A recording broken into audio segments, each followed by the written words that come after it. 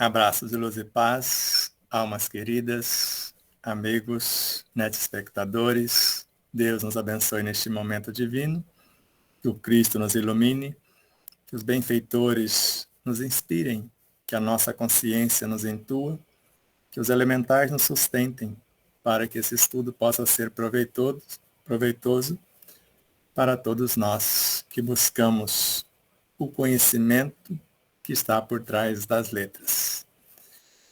Antes de começarmos o nosso diálogo, ou aprofundarmos no estudo em si, eu gostaria de ler 3 verbetes que vai constar em nosso segundo livro, que tem muito a ver com o tema para clarear ou para facilitar a compreensão.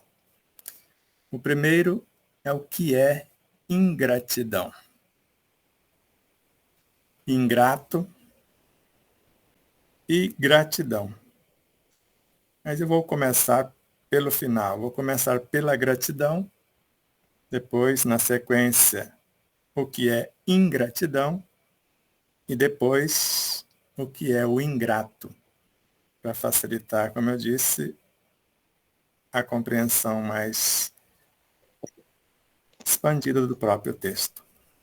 Segundo Miramês e Joana de Ângeles, para Miramês a gratidão é a arte da fé, é a via para a saúde, é o caminho para a paz. E para Joana de Ângeles, a gratidão é a filha dileta do amor sábio. Enriquece a vida de beleza e de alegria. O verbete gratidão vem do latim gratia, que significa literalmente graça, ou gratus, que se traduz como agradável. Por extensão, significa reconhecimento agradável por tudo que se recebe ou lhe é concedido. A gratidão é um dos mais grandiosos movimentos do desenvolvimento. A gratidão é um dos mais grandiosos momentos do desenvolvimento ético-moral do ser humano e está íncita na individuação, quando tudo adquire beleza e significado.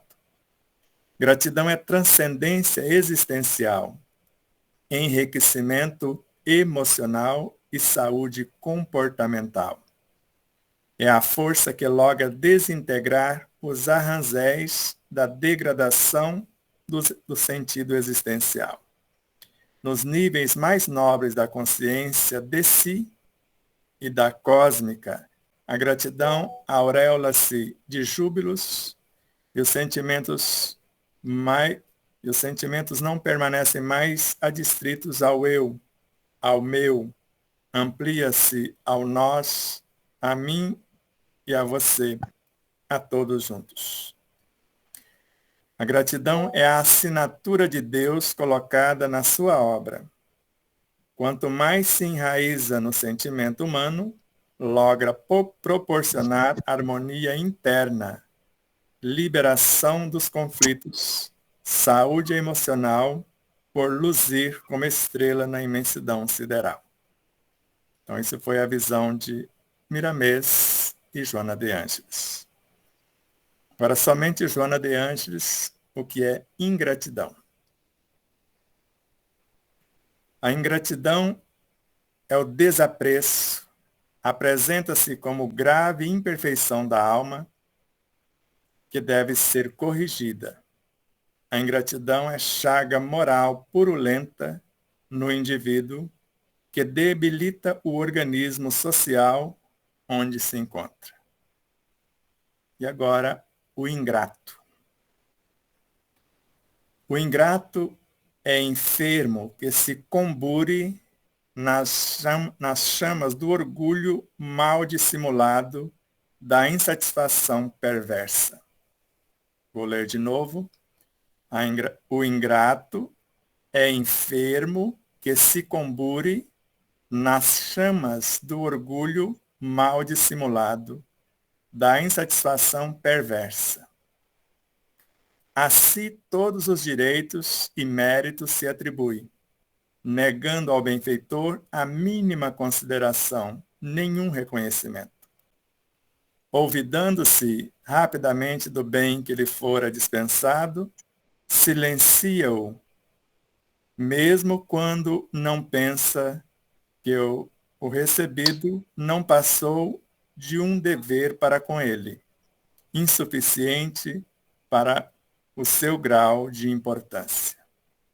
Assim, os ingratos são numerosos, sempre soberbos e autossuficientes, independência mórbida, porém, dos sacrifícios dos outros. Por imaturidade espiritual, ceifam a árvore de onde retiram os frutos de hoje, acreditando com ingenuidade que não terão fome amanhã. E quando esta se apresenta novamente, não tem onde recolher o alimento. Assim agem os ingratos, segundo Joana de Ângeles. E esse tema, para nós em especial, benefícios pagos com a ingratidão, nos remonta a algumas situações que a vida nos convida a experienciar para o nosso crescimento moral e espiritual. Quando lembramos de Jesus, numa das mais profundas máximas terapêuticas, ore pelos que vos perseguem e caluniam. Ame quem te odeia. Faça o bem a quem lhe deseja o mal. E aqui, num dado momento, e é o que mais nos chama a atenção nessa lição, e está grifado no terceiro parágrafo, no final, Deus permite que às vezes sejais pagos com a ingratidão, para provar vossa perseverança em fazer o bem. Feito esse preâmbulo, eu pergunto a vocês, preferem que eu vá linha a linha, parágrafo a parágrafo, dissecando o tema, ou me deixar guiar pela intuição inspirativa? O que preferem? Eu prefiro pela sua intuição. Também. Eu também prefiro pela intuição. Eu também. Todos nós. Eu também, Sebastião. Estamos juntos. Intuição. Obrigado, queridos. Então, respire fundo. O piloto não sumiu. E sejamos instrumentos fiéis à intuição que nos visite ou à inspiração divina dos seres que nos amparam. Quando buscamos o mais profundo de nossa consciência, desejando encontrar o Cristo que nela moureja, lembramos de algumas situações que ele nos convoca a profundas reflexões. Uma delas, tudo o que fizerdes a um dos meus irmãos mais pequeninos, é a mim que o fazeis. Então, se os pequeninos não forem gratos, eu estou fazendo para o Cristo. E é a essência que nutre e norteia a minha consciência. Outra, a cada um segundo suas obras. Faça a outrem somente o que gostaria que ele fizesse. E eu poderia citar N outras citações de Jesus. Mas se viajarmos noutros luminares, buscando amparo para ampliarmos a compreensão, na obra Fonte Viva com Emmanuel, veremos no capítulo 82, a criatura que serve pelo prazer de ser útil, progride sempre e encontra 1000 recursos em si mesma, na solução de todos os problemas. Quando Joana de Ângeles, na obra Plenitude, nos convoca à oração com a alma e não apenas com palavras, quando um ser se ergue em oração, ergue consigo a humanidade inteira. E com Emmanuel na obra, eu já falo o nome da obra, está aqui num ganchinho, Servidores no Além. Quando 1% do cristianismo de nossos lábios conseguir expressar-se em nossos atos de cada dia, a terra inteira será libertada de todo o mal. Duas frases que estão também no texto: egoísmo, orgulho. E para trabalhar essas duas personagens, porque são seres que morejam em nós, que são necessários à nossa evolução. Se buscarmos na estrutura de um átomo a presença do egoísmo, vamos vê-lo com o nome de força nuclear forte. E se buscarmos o seu futuro, veremos a força oposta, força nuclear fraca. A diferença é que a força nuclear forte é 100 trilhões de vezes mais fraca do que a força nuclear fraca, segundo o Dr. Jorge Andréa. Então, por mais que o egoísmo, que é filho do ego, aqui do periférico da própria alma, poderíamos, com Joana de Ângeles, só 3 linhas. O ego prefere o mergulho nas sensações do poder, do gozar, do tocar e sentir, enquanto o self anela pelo vivenciar e ser, ampliando seus horizontes de gratidão. Então, quando nós falamos de ego, a alma imatura que ainda não despertou, porque tudo que ela transforma de si é o que nós chamamos de self. Então, ego, self, ela pode estar no meio da situação e o conteúdo desta alma que a convida ao poder, ao gozo, ao que é transitório, é o que nós chamamos de sombra. E Joana fala que a sombra desempenha um papel fundamental na construção do ser, que a deve direcionar no rumo do self, portador da luz da razão e do sentimento profundo de amor, em decorrência de sua origem transcendental de essência divina. Então, todas as vezes que elegermos uma meta, muitas criaturas pensam que orar é pedir, ou só isso, louvar e agradecer, sem saber o que está por trás das palavras.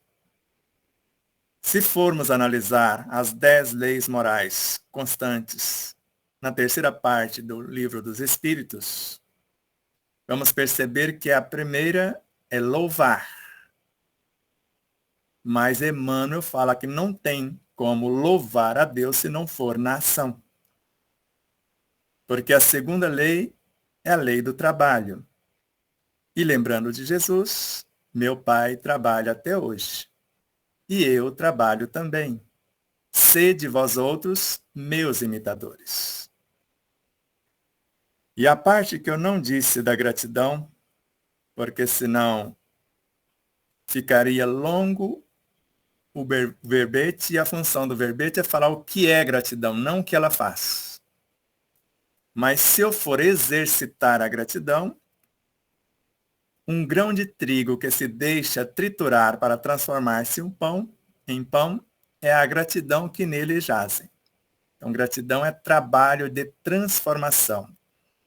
Nesse sentido, agradecer é dar o melhor de si.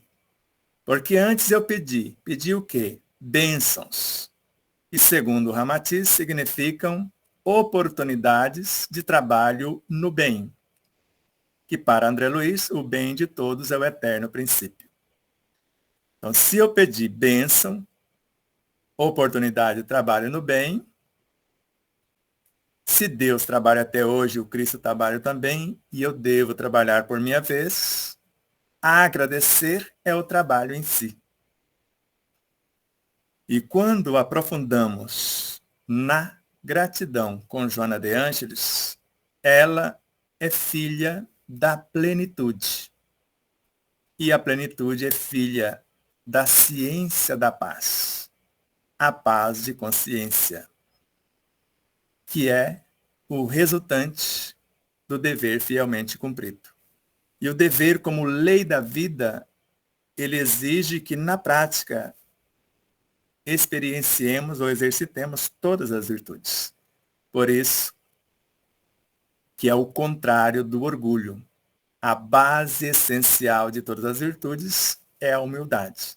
Então, no cumprimento de nossos deveres, nós vamos exercitar a humildade como base essencial de todas as virtudes. E com ela, todas as virtudes se achegam. No texto também, num dado momento, vai falar de caridade. E na questão 886 da obra O Livro dos Espíritos, Kardec interroga o Espírito da Verdade. Qual é o verdadeiro sentido da palavra caridade como a entendia Jesus? Benevolência com todos. Indulgência para com as falhas dos outros. Perdão das ofensas. Percebemos que a caridade, como filha da paciência, segundo Joana de Ângeles, ela é composta de 3 virtudes inicialmente. A benevolência. A função da benevolência é a promoção dos seres, sem esperar gratidão, sem esperar recompensa, sem esperar aplauso, sem esperar reconhecimento ou pagamento de qualquer espécie. É somente a aprovação da nossa consciência. E agora, alguns véus que estão dentro do texto, que é necessário lembrar. Então, quando lemos o primeiro parágrafo após a interrogação, está mais ou menos assim. Na segunda oração. O benefício desinteressado é o único que agrada a Deus. Quem é o Deus? O Deus aqui é a nossa consciência. É o único que vai agradar nossa consciência, porque é o Deus que em nós moreja. É o benefício desinteressado. São também orgulhosas, vamos ver aqui, aquele que procura na terra o reconhecimento do bem que faz, não receberá no céu.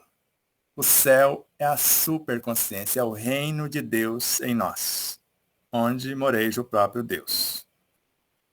Deus recompensará aquele que não procura na terra, a terra, os nossos veículos de expressão, da mente ao corpo físico. Isso é o que nos ensina Emmanuel, Joana de Ângeles, todos esses luminares, posto que nós somos um microcosmos em miniatura. Então, se nós formos buscar em nós, nós precisamos encontrar a figura de Deus, do Cristo, e a nossa própria realidade, tudo nesse cenário. Porque, do contrário, fica difícil entender qualquer texto. Eu poderia citar várias outras passagens aqui, mas essas são suficientes. Então, todas as vezes que a vida nos ofertar mecanismos de transformação do egoísmo em altruísmo, do orgulho em humildade, transformar a ingratidão em gratidão, e sempre nos questionar se ainda somos ingratos em algumas situações. Porque o que vemos fora é um espelho. Então, a criatura que hoje está sendo ingrata conosco é uma fração de nós que nele jaz. Porque eu só consigo ver fora com as lentes que tem dentro.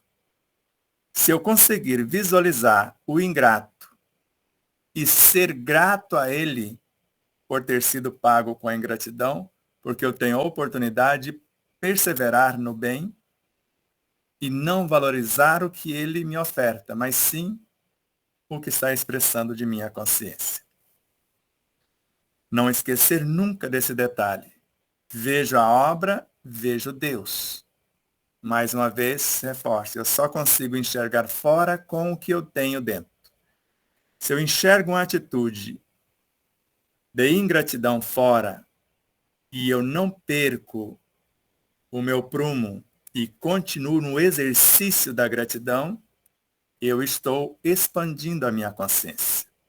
Eu estou vendo no fora ingrato aquilo que preciso ampliar dentro. Ou o que eu vejo no entorno que me incomoda é o que eu preciso trabalhar no interno. Porque todas as vezes que alguém tiver uma atitude orgulhosa, consultando a minha consciência, eu entro em ação no exercício da humildade.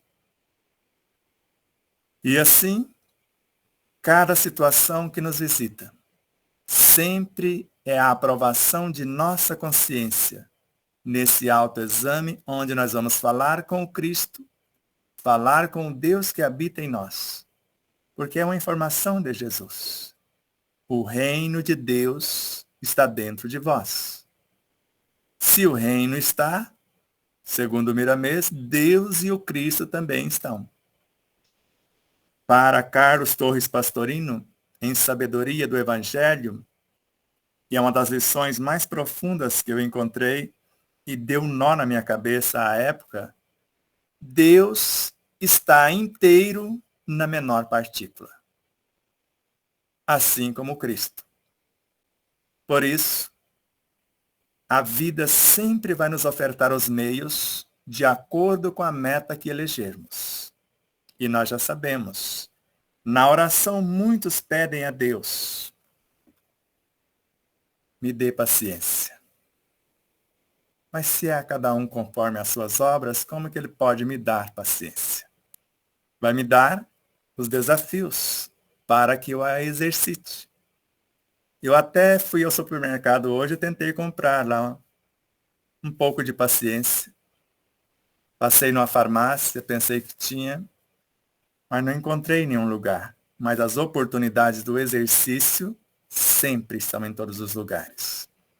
Por isso, os benefícios pagos com a ingratidão, nós não vamos torcer para que as pessoas sejam ingratas, porque nós vamos ficar felicíssimos quando elas expressarem gratidão, mas nós vamos consultar em nossa consciência e lembrar de Jesus. Não sou eu quem faço as obras. O Pai as realiza através de mim. Eu só faço a vontade do meu Pai que está nos céus. E se percebermos na maioria das vezes, no meu caso, eu faço quase 0,5%. E eu sei que o restante não vem do meu próprio cenário ou da minha própria capacidade. Mas eu não fico alheio à situação. Eu faço parte. Eu sou parte do contexto. Por mínimo que eu saiba, como Sócrates, e foi lembrado no início, só sei que nada sei. Muitos desconhecem o sentido profundo quando ele disse isso. Por exemplo, quando eu era caminhoneiro, eu sabia mais ou menos dirigir. Se me perguntasse a semelhança do que fizeram com Sócrates, de pilotagem, eu sei um pouquinho. Mas se der uma pane de mecânica, eu nada sei. Mas depois eu fiz um curso de mecânica, o básico para entender o funcionamento da máquina. Agora eu não posso, porque é falta de própria humildade, porque humildade é reconhecer também os seus valores. Eu não sei muita coisa, mas eu sei o suficiente para entender quando o motor não está trabalhando na sua perfeita harmonia. Assim também ocorreu quando eu comecei a operar computadores. Eu sabia mais ou menos digitar, mas não sabia nada como funcionava. Até que um dia um dedo nervoso escorregou, deletei 10 anos de trabalho. Aí eu fui fazer curso de montagem e manutenção de computadores. Eu sei a função de cada uma das peças do meu computador. E o trato com o mais profundo amor, porque ele é a extensão de mim. Só que um dia o meu corpo deu uma pane.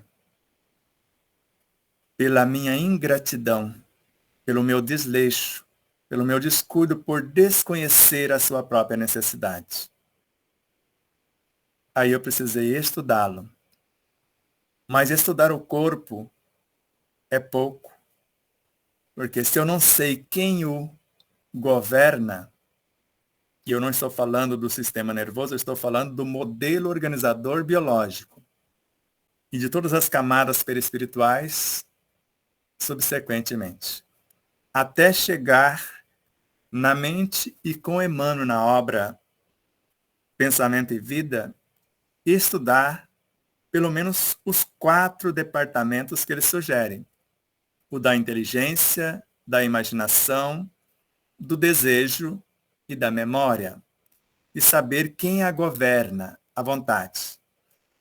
E com isso a gente fica olhando com olhar de compaixão, de piedade para quem acusa a mente dos nossos tormentos. A mente não tem nada a ver com isso. A mente é um hardware. Vai depender do software que eu vou colocar para governá-la. Vai depender do pensamento, dos meus sentimentos, da minha inteligência e do meu poder imaginativo. Porque sem inteligência eu não consigo imaginar. Sem imaginar eu não consigo desejar. E sem o desejo eu não consigo orar. Porque a oração nasce das potências da alma, do meu querer, do meu saber, do meu agir. Na feição de simples desejos, ou seja, com a minha inteligência e com o meu poder imaginativo, consultando as minhas memórias, coloquei o meu desejo em ação, e o desejo é uma alavanca que move os sentimentos e os leva do coração para o cérebro, ou do emocional para o mental. E quando lá se achega, o que antes era emoção, sentimentos, agora se transforma em pensamentos. A força de atração. Inicialmente, a força nuclear forte, o egoísmo. E depois, ele vai transmutando-se e, em parte, transforma-se na força nuclear fraca, o altruísmo. E os dois são necessários.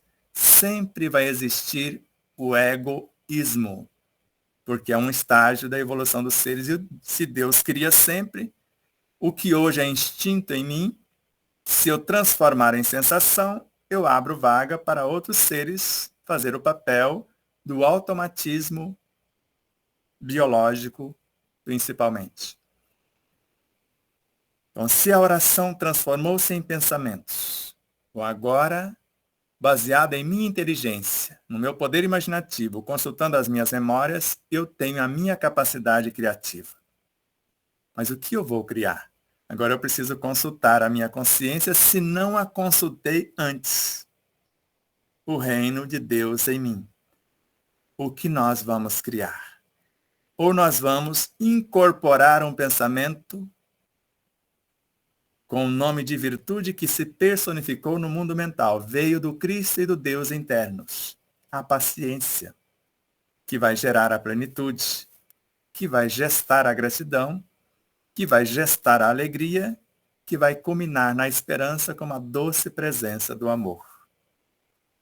Por isso, em breves palavras, o que poderíamos, de nossa parte, para a contribuição do tema de hoje, deixando um espaço, porque é muito útil os questionamentos, para ver o que faltou, porque todos leram o texto, meditaram sobre, estudaram o texto, e tem muita coisa escondida por trás de cada uma das palavras.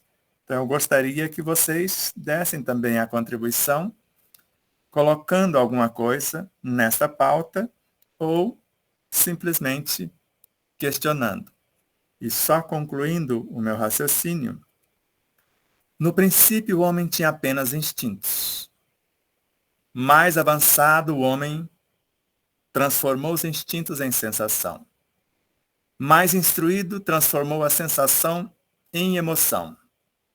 Mais purificado, a emoção em sentimento. E no ponto mais sublimado dos sentimentos, surgiu o amor que reúne e condensa todas as virtudes. Mas a fé é mãe de todas elas, inclusive do próprio amor. E o pensamento nasceu dos sentimentos, que gestou a inteligência intelectiva, que transmutou-se na emotiva e culminou com uma inteligência espiritual. E a inteligência espiritual é o nascedouro das virtudes a partir da consciência ou da inteligência ética. É com vocês agora. De nossa parte, gratidão pelo momento, pela oportunidade, por estar junto com vocês.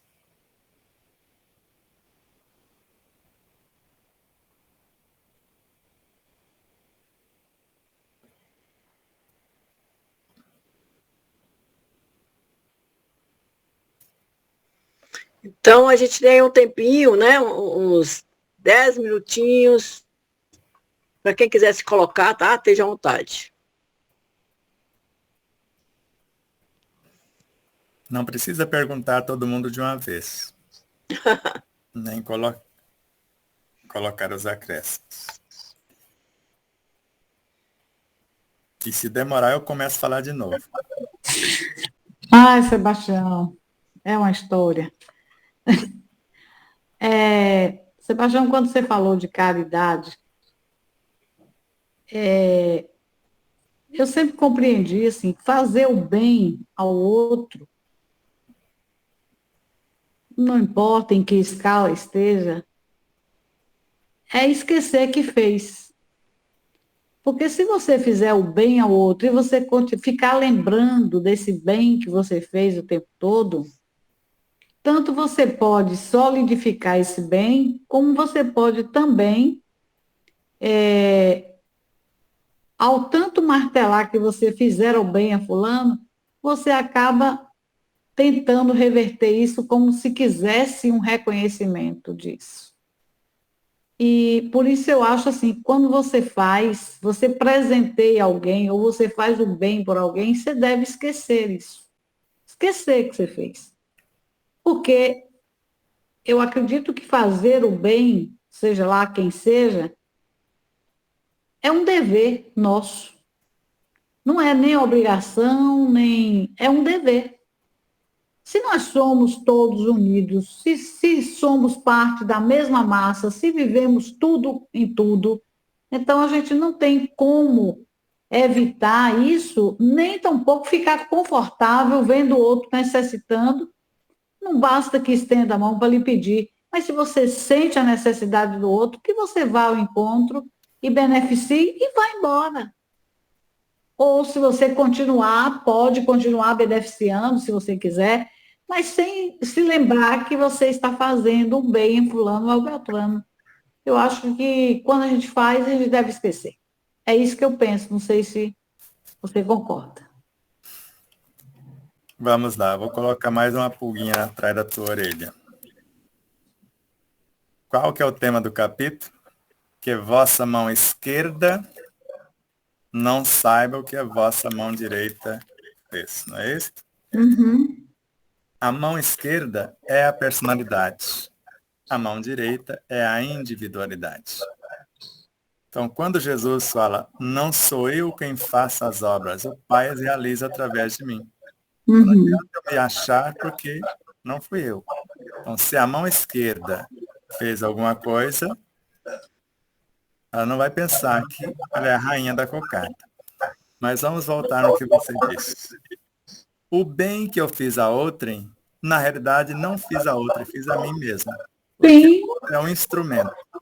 Então, lembrar do benefício que eu fiz a ele, não, eu preciso lembrar do benefício que eu fiz a mim Amém. quando exercitei o bem. E quando falamos de caridade, para Allan Kardec, a caridade é a sublimação da personalidade, não é dar coisas. Para Emmanuel, é a autossublimação. Para Joana de Ângeles, é a autoiluminação.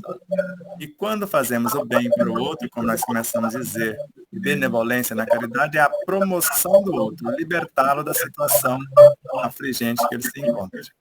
E a partir dali, ele seguir com as próprias luzes.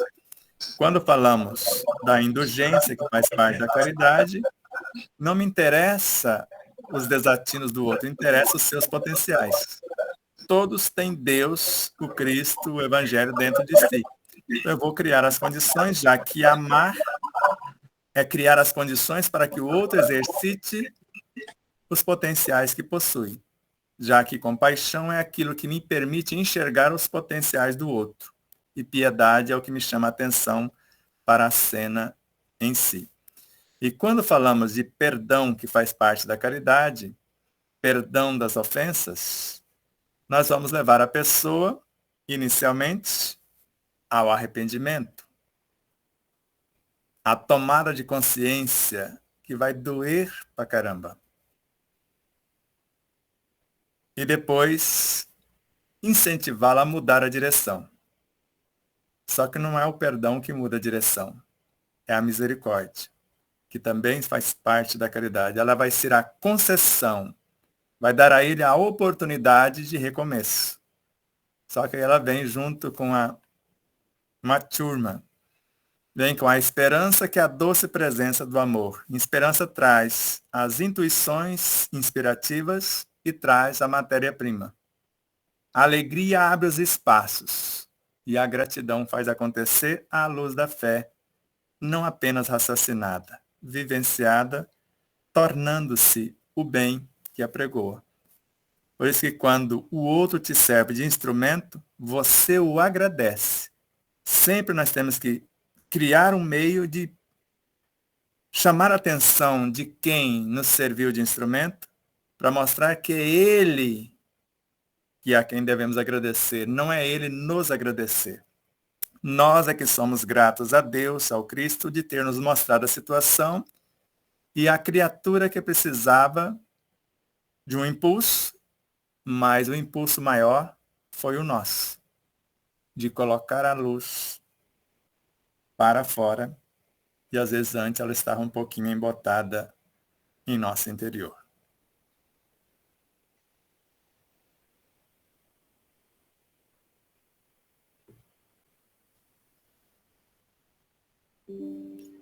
Enquanto alguém não fala mais alguma coisa, uma das coisas que mais chamou a atenção, num dado momento, vocês perceberam, dos laços que liga as nossas encarnações.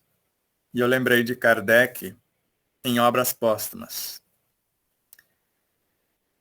Um pensamento bem arquitetado, e nós já sabemos agora de onde vem o pensamento, ele coloca-nos em conexão com todas as nossas vivências. Ele não disse uma ou outra, todas as nossas vivências. E, ao mesmo tempo, com todos os seres dentro de um mundo e com todos os seres em todos os mundos. Por isso que Leon Denis falou, para mudar e para fazer acontecer, eu não preciso sair do domínio mental. Eu posso fazer tudo no domínio mental, principalmente como um planejamento, já que os departamentos mentais, inteligência, imaginação, memória, força, o desejo e a força de atração, que é o pensamento que nasceu das 4 potências, agora gerenciadas pela vontade. Por isso que não tem como expressar o mais discreto pensamento sem interagir com tudo que existe na criação em Deus. E se Deus e o Cristo estão em nós, tudo que nós fazemos não são outra coisa senão expressá-los no pensar, no sentir, no falar e no agir.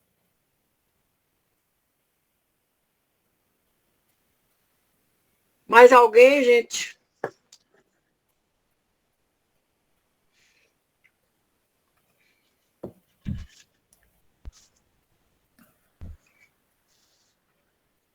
Eu acho que a gente não pode perder tempo. Então, você complementa mais. Aproveitar você aí, para poder a gente não perder tempo. Então vamos lá, agora eu vou fazer uma brincadeirinha aqui. A pergunta não precisa fazer, que você já sabe o que pensar dessas pessoas. Então vamos só mais algumas coisas nos parágrafos seguintes. É preciso sempre ajudar os fracos. Quem serão os mais fracos? Mesmo sabendo antecipadamente de que aqueles a quem fazemos o bem não nos agradecerão. Às vezes eu faço todo um cuidado com o meu corpinho, daqui a pouco ele esqueceu de tudo que eu fiz. Mas se eu fiz para ele ou fiz para mim? Porque o meu corpo vai transformar-se em sentimentos no amanhã. Porque o corpo físico evolui até se confundir com o perispírito. E o perispírito é constituído de instintos, sensações, emoções, sentimentos, pensamentos e as inteligências. O perispírito vai sofrer transformações sucessivas até a sua completa purificação. Completa purificação é o estado de virtudes ou o estado virtuoso, que se confunde com o espírito em si. Então, mesmo para o corpo, porque o estômago não lembra do que comemos ontem. Às vezes o meu estômago não lembra do que eu comi no almoço. Mas todas as vezes que eu lembro, é como se eu mergulhasse dentro da sua estrutura e arrastasse um pouco dela na minha direção e abrisse espaço para outros chegar por sua vez. Vamos mais um pouquinho. Os favores, ver aonde que eu queria aqui. Meus amigos, se conhecesse todos os laços que a vida presente vos unem às vossas existências anteriores, e se pudessem entender a grande multiplicidade das relações que unem os seres uns aos outros, para o progresso de todos, admirarias ainda muito mais a sabedoria e a bondade do Criador, que vos permite reviver para chegar até Ele. Fica meio estranho chegar até Deus, mas nós não estamos em Deus. Ele não está em algum lugar. Ele é tudo, ou tudo são expressões dele. O chegar até Deus é a alma chegar até a consciência profunda, onde Deus e o Cristo e o Evangelho estão, o reino de Deus em nós. Por isso que não tem como expressar um pensamento sem interagir com tudo que existe no perispírito, que é o veículo direto de expressão da mente, e, consequentemente, o corpo físico. Por isso que em menos de milésimo de segundo, o pensamento, o sentimento atinge o interior das nossas células. Elas se agitam ou se acalmam, dependendo do que se pensa, do que se sente. Por isso, esse diálogo amoroso, procurando enxergar tudo que existe fora em si, o ingrato, o orgulhoso, o vaidoso, todos os personagens em nós, e trabalhar um por sua vez, nós vamos lembrar, no mínimo, de Mahatma Gandhi. Faça em si as reformas que você deseja no mundo. Ou de Joana de Ângeles para Divaldo, em O Mensageiro da Paz. A luta nunca foi entre você e o outro, foi sempre entre você e você mesmo. Então a vida criou tudo isso para que você pudesse exercitar. E talvez um dia você vai perceber que tudo isso só existiu para você. Então tudo que nós conseguimos perceber da vida e fazer pela vida, nós estamos enxergando a nós mesmos e fazendo para nós outros. Porque se analisarmos a lição de Dias da Cruz por Chico Xavier, toda violência praticada contra o próximo é dilaceração em si mesmo. Só que todo bem que praticarmos para com o próximo é promoção ou iluminação de si mesmo. Eu não vejo de outra forma.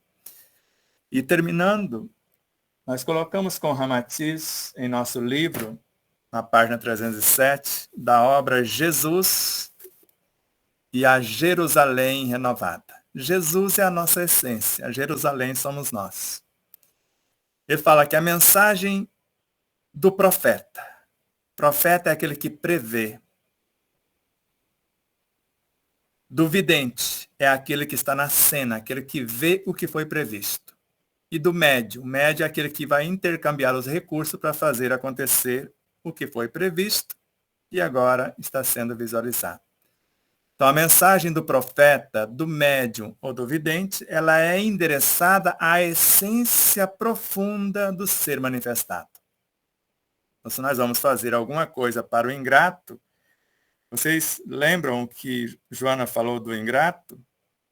Vale lembrar. Só o começo.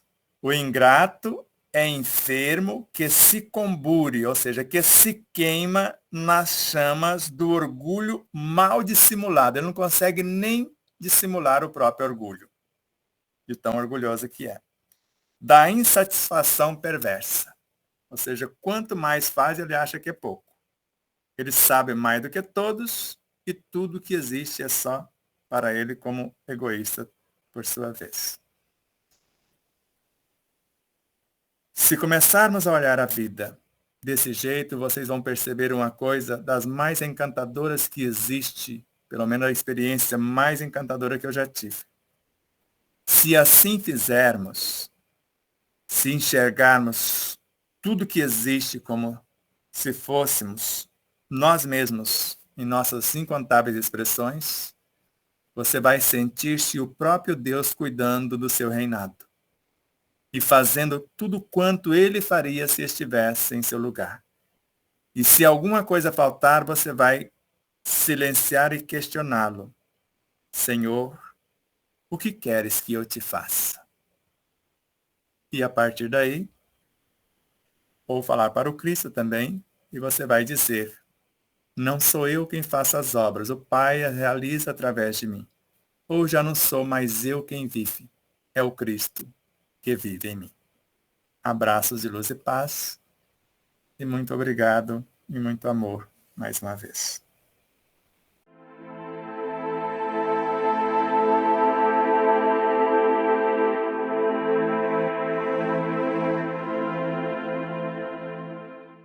Agradecemos a vocês por nos seguir em nossas redes sociais, por se inscrever aqui no canal do YouTube, por compartilhar os vídeos, por clicar no sininho para receber as postagens, por dar o seu gostei ou não gostei, pelos seus comentários, porque tudo isso faz com que o vídeo adquira relevância e o YouTube possa indicar para outros internautas. E a única maneira que temos hoje para que possa nos ajudar financeiramente é o Pix, que vez por outra aparece na tela.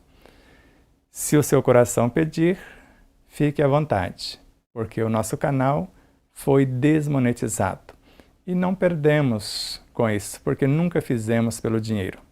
Tudo que fazemos, fazemos por amor ao Cristo, por amor a nós mesmos, por amor a vocês. Porque tudo que faço a mim, faço ao Cristo, faço a vocês. Tudo que faço a vocês, idem, faço a mim e ao Cristo. Tudo que faço a Ele, faço a mim e a vocês. De forma que somos todos um.